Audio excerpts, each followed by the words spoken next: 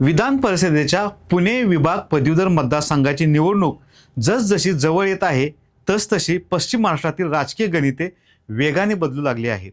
पुणे, सातारा, सांगली, कोल्हापूर आणि सोलापूर या 5 जिल्ह्यांचा समावेश असलेला हा मतदारसंघ केवळ विधान परिषदेची एक जागा नसून पश्चिम महाराष्ट्रातील पदवीधर मतदारसंघांचा राजकीय कल मोजणारा महत्त्वाचा मतदारसंघ म्हणून ओळखला जातो. नोव्हेंबर महिन्यात पदवीधर मतदारसंघाची निवडणूक होण्याची शक्यता आहे. नमस्कार, मी अमोल शिंगे आणि आपण पाहताय प्रसार माध्यम. भारतातील सर्वात सुशिक्षित पदवीधर मतदारसंघ म्हणजे पुणे पदवीधर मतदारसंघ.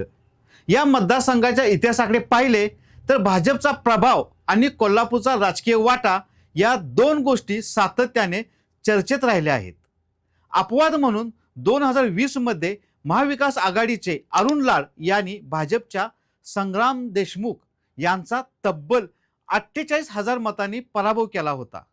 मात्र त्यापूर्वीच्या 2 निवडणुकात भाजपचे चंद्रकांतदादा पाटील सलग विजयी झाले होते, तर प्रकाश जावडेकर हे सुद्धा 2 वेळा या मतदारसंघातून निवडून गेले होते.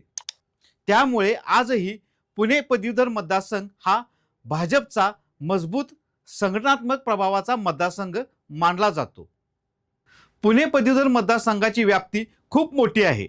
या कार्यक्षेत्रात 48 विधानसभा मतदारसंघांचा समावेश आहे, तर 20,000हून अधिक बूथ आहेत.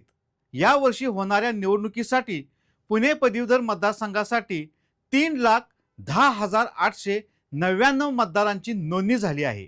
या नोंदणीत कोल्हापूर जिल्हा अग्रेसर आहे. आपण या मतदारसंघात समाविष्ट असणाऱ्या जिल्हानिहाय मतदानाची नोंदणी थोडक्यात पाहू. कोल्हापूर जिल्ह्यात 91,400 इतक्या मतदारांनी नोंदणी केली आहे. सांगली जिल्ह्यातून 78,366 मतदारांनी नोंदणी केली आहे. पुणे जिल्ह्यातून 61,113 मतदारांनी मतं नोंदवली आहेत. साताऱ्यातून 42,063 मतदारांनी आपली मतं नोंदवली आहेत आणि सोलापूर जिल्ह्यातून 37,957 इतक्या मतदारांनी मतांची नोंदणी केली आहे. ही आकडेवारी पाहता संपूर्ण मतदारसंघाच्या सुमारे 29.39% इतके मतदान फक्त एकट्या कोल्हापूर जिल्ह्यातच आहे. एकूण राजकीय परिस्थिती पाहता या निवडणुकीसाठी कोल्हापुरातील उमेदवार भाजपला द्यावा लागेल, कारण या मतदारसंघावर भाजपचेच वर्चस्व दिसत आहे. सध्या भाजपकडून सांगलीचे शरद लाड आणि कोल्हापूरचे माणिक पाटील चोळेकर आणि मंत्री हसन मुश्रीफ यांचे निकटवर्तीय म्हणून ओळखले जाणारे भैया माने हे तिघे इच्छुक दिसत आहेत.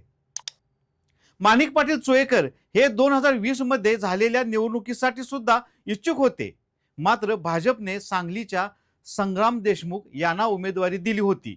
मात्र यात त्यांचा राष्ट्रवादीचे अरुण लाड यांनी तब्बल 48,000 मतांनी पराभव केला होता.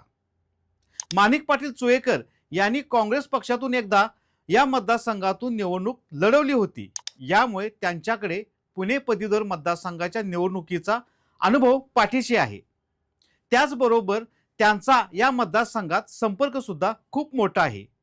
ही परिस्थिती पाहता भाजप माणिक पाटील चोळेकर यांना संधी देणार का, याकडे संपूर्ण जिल्ह्याचे लक्ष लागून राहिले आहे.